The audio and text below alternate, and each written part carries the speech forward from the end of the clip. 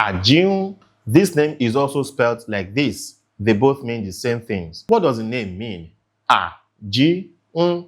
The word Ji means to wake up, but in this case, it means to do something very early in the morning and also to do something very regularly.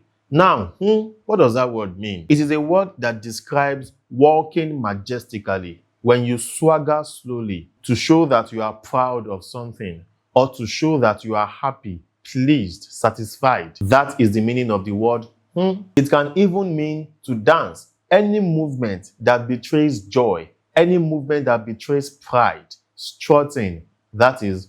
So who is an ÀJÍHÚN? Simple. The child over whom one walks majestically. The child over whom one swaggers slowly and joyously. Ọmọ tá ń jíhún lé lórí. Because we are so happy to have this child. Because we feel so blessed to be associated with you, we daily dance over you. We daily walk with pride wherever we go. We strut on the streets of men like kings. ÀJÍHún. Ọmọ tá ń jíhún lé lórí. Wàá ṣeré.